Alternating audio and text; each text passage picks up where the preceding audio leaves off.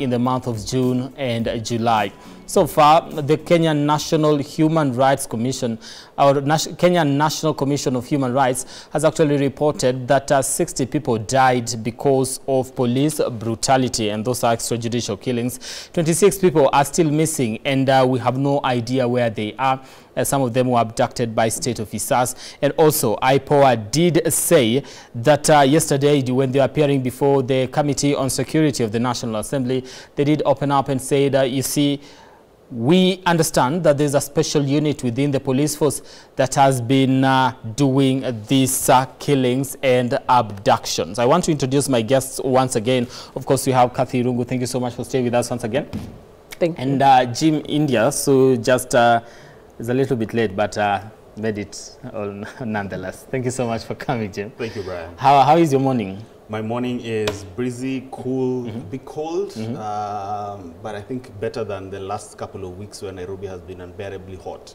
So this is a good change of weather for us in Nairobi. Okay, yeah. Thank you so much for making time this morning. Thank you, Brian. We get into our conversation. But before we do that, I want us to play a clip of President William Ruto talking about abductions, and I believe that was clip 1.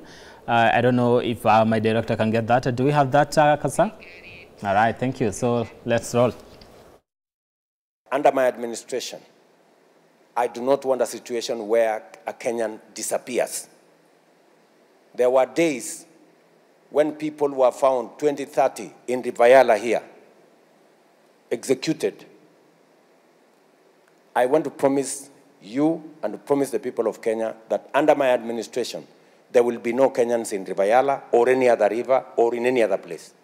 If there is a family, any family, that their child or their friend or their relative went to a demonstration, whether it is last year or this year, and never came back, I want to know the names, because I will take firm and decisive action.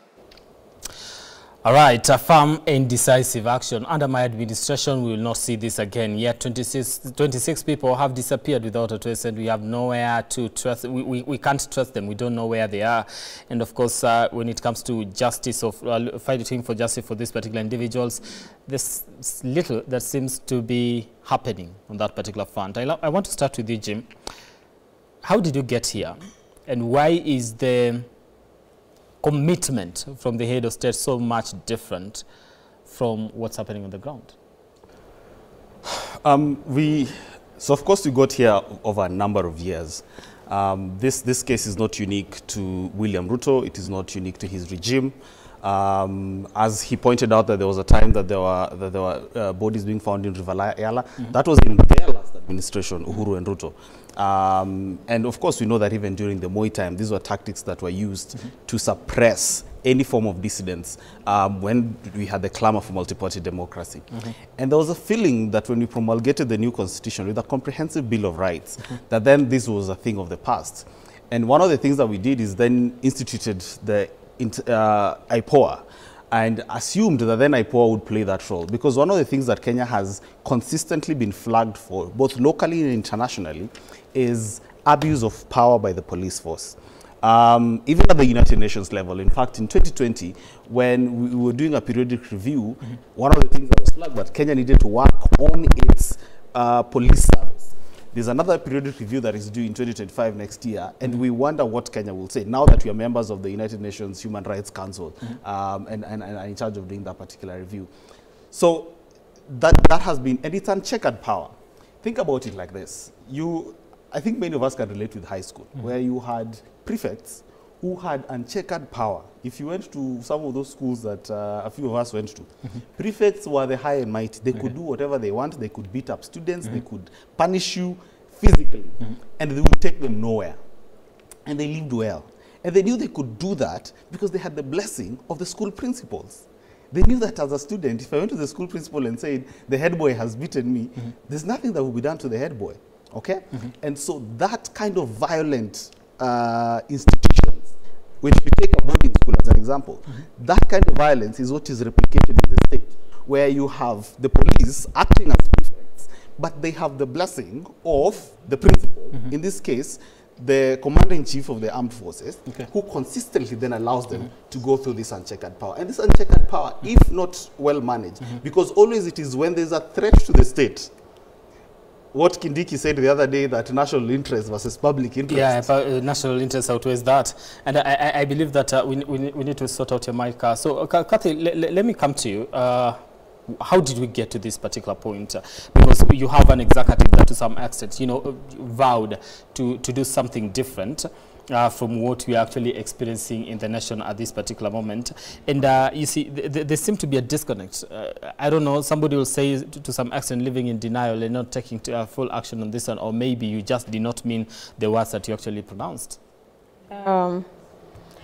I think you asked a question, how did we get here? And first I want to say that I've been in Kenya as an adult for many years, you know, an active citizen and observing, watching all these things as they unfold. I think, first of all, it's not unique that this is happening now. It has been happening since, you know, sometimes, but many years back, we've always seen this. But I think in this particular case, we are comparing what the head of state promised and what is happening now. But let's remember that people must start taking responsibility for their actions, and in this case, I mean the police, because what we are getting, the report we are getting from both IPOA and the Kenya Human Rights Commission, is that these are atrocities and things that were and stuff, you know, actions that were done, committed by individual policemen. I remember during the Gen Z protest, there are these clips that the young people were sharing with a rogue police officer who was actually like seen 2-3 times shooting at people, people who were unarmed, you know, and that kind of a thing. So what we would want to see as Kenyans, it is those individual police officers taking responsibility for their action. If you go back to you know, the issue that you had raised earlier before my colleague arrived, the extrajudicial killings, the abductions, to me, is what has actually given birth to all these killings that are happening even in the villages. Because people feel like you can commit all these, you can murder people, you can kill the young people, you can kill women, and nothing happens to you. And therefore, if we are in a situation where people are embracing this attitude of utadu. And I'm saying this with a lot of bitterness as a woman, as a leader. In the last 6 months or so, I've buried 3 women that I knew at a personal level. One, a friend to my mother, who was murdered and buried about 3-4 weeks ago somewhere in Nyeri. A lady that I know was actually murdered by, I don't know, a boyfriend. You know, all these things. And when you check, when you look at the situations, during the burials and all that, there's a lot of agitation. People say, oh, you know, the culprits must be brought to book. We want to see someone get arrested. But nothing is happening. Why are we not seeing those arrests happen, take place, so that justice can be served to those families and even to the deceased? So, to me, I think we are also getting to a point where we want to blame the police for all the killings that are happening, yet we also have very rogue individuals within the society who are also committing these atrocities. Okay, so how do we balance that then? Where do we get and say, you see, now this will be the right way to go? Where do we start? What will be the best way to go? You see, once a person, okay, when we collect body, when a body is collected, and we are told that investigations will take place, for the common person, it is very easy to blame the police. You understand?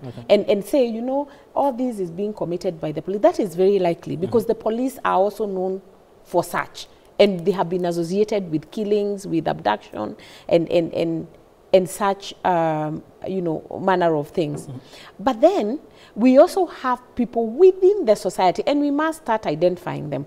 Like in one of the instances where I went for a funeral in Nyeri, I tried to follow up with the family, and one of the things I learned from the family, the immediate family members, is that they had this worker who had come to their home, worked for them for a couple of weeks, then within days invites another individual who comes and stays in the same family. You understand? No identification, nothing. And even tracing them became a big deal. So I think when we say that security starts with me and you, that is also something that we need to start taking seriously. Okay. Jim, because how do you employ someone who doesn't have an ID in your own compound, in your own home? Okay, so it starts with personal responsibility then from the onset. Yes. Okay, I want us to go back to the, the pronouncement of the head of state. How important is his word when it comes to issues like this? And, to what extent do we carry that and, attach that responsibility to him? I think we know that the president lies. And he was asked the other day when he will stop lying. And he was saying those words just a few days after the protests, and saying he did not know any Kenyan who had died or who had been abducted. Okay. The other day, when a few Kenyans tried to take the names and said, so since he said he did not know the names, a few Kenyans then said, let us then bring you the names. Those Kenyans were harassed, were tear-gassed, they were threatened by arrests and intimidation. So his words, in my opinion, we do not need the words of the heads of state. The Constitution guarantees the right to life. This idea that the right to life is a token given to us by the state, that our security and safety is a prize and a gift, that anyone, then that becomes a complaint platform that you can come and say, under my administration, no one will be abducted. We don't want anyone to be abducted. Under the Constitution, no one should be abducted. In fact, it is an indictment on your administration that even rumors of abductions are happening. Because it again goes against the very fundamental rights that are enshrined in that Constitution. So, in my opinion, the president and the deputy president, because Kindiki was the interior CS when a lot of these abductions and killings happened. There are cases that are in court against him and the police. There are cases that have asked, for instance, the police that they should stop using disguise like masks and plainclothes when you're going to a protest. Because then if your responsibility is to offer security, why are you then camouflaging within those very protests so that I cannot identify who is a police officer and who is a rogue individual? Abductions, for instance. The other day I saw the DCI director saying that some of these people have just been arrested and the media is out here sensationalizing and saying that they have been, you're calling arrest abductions. When you come for me in my home, in the middle of the night, drag me from my bed, you've not identified yourself, throw me in the boot, you've not told me why you're arresting me, where you're taking me, my lawyers cannot trace me, my families cannot trace me. Days later, it takes social media uproar for me to show up somewhere, some random place in Kabete. That is abductions. There is a procedural way, the Criminal Procedure Act, there is a procedural way how we actually arrest individuals, how we present them to court within the next 24 hours, prefer charges, or ask the court for some time to actually do investigations. When those things are not done, then individuals have been abducted. And the reason why we must hold the president responsible for this is because, number one, he is the head of state. Number two, he is the chair of the National Security Council. And so if anything is going on in this country and he says he does not know, again, it is an indictment on his administration that then why are we spending nearly 30% of our budget on national security if we cannot trace 26 Kenyans who have disappeared? All right. I want us to play something from IPOA when they appeared before the Committee on of the National Assembly on Security. And yes, I believe that is bite number 2 or bite number 3. IPOA on issues to do with security, so that we get to totally understand that, because according to them, there's a likelihood that the people that are actually doing this are coming from some special unit within the police force, and just trust that back to what the head of state had said before. Let's take a listen. Secondly, Chair, on the issue of which police units, again, very valid question. I would also want to say that this is also on case-by-case basis. There are instances which we have been able to establish that the special units have been we've been able to confirm. For example, not necessarily death, where a kidnap has happened or alleged kidnapping has happened, and we've been able to investigate, and clearly from investigation is pointing to the special unit. Kathy, you see, this special unit, and when we were taking power, not we, but a member of this republic rather, there was that pronouncement that you know, we disbanded that particular special unit within the police force, and we said we will not be having this because we called it a killer squad that used to dump bodies in River Yala. But now investigations from IPOA seem to, you know, indicate that there's another unit within the police service, quote unquote, that seem to be carrying out this you know, abductions that we're talking about, and also killings that we've witnessed in the country. When such a thing returns, despite you know, it being disbanded, and I know you say taking personal responsibility, and also the police should actually be taking responsibility, how do we hold these police officers accountable? Okay, let's start by saying that this is a report that has been tabled in Parliament, and therefore we treat it as such. It's a report. But starting from that point, that there's a report suggesting or actually telling the public and telling Parliament that there's such as a squad that is actually just out there to abduct and kill, I think, first of all, that is not right if their work is just to kill, maim, abduct, and do all those kind of things. And just like the President had promised, as we saw in the earlier clips, I think it's time for him to walk the talk and actually ensure that if there are such squads or such groups that have been formed, they are dismantled, because that is the only way that, or the only thing that will give confidence to Kenyans and Kenyans to start feeling that they are living, you know, you can speak your mind and nothing will happen to you. You can go on the streets and do a protest like the Gen Zs did in a peaceful manner without anything happening to you. Okay. Yeah. All right. Jim, special squads seem to have, you know, come back to life. And I know you've given, you know, that comparison and say, comparing what some of us faced in the hands of the prefects in high school, and how that will not be taken seriously if at all you went and reported. Is this the case in this particular case?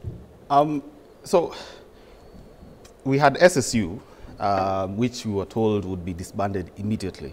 And we were told we can now make phone calls on WhatsApp without fear or intimidation because no one will be tracing our phones anymore. Yet today, the greatest threat to my security probably is my phone. That if anyone wanted to trace me, they'll probably use my phone, and there's a lot of usage of tracking and whatnot. But special units, it's not unique here, right? In Nigeria, about 3 years ago, they had the NSAS movement, and it was a group of young people who are protesting this special branch within the police unit that was going on a killing spree and arresting young people for such like things. And it's been everywhere around Africa, where governments who are constantly in fear, and that is the one question that we need to wonder. Why governments are constantly in fear of its own citizens, that they have to create special branches within the police service that then do the dirty work that needs to be done. This dirty work is not aimed at foreign adversaries.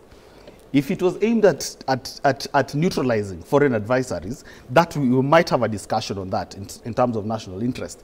But these squads are specifically meant to quell internal dissent, so that when a few people take power, they then take it as their right.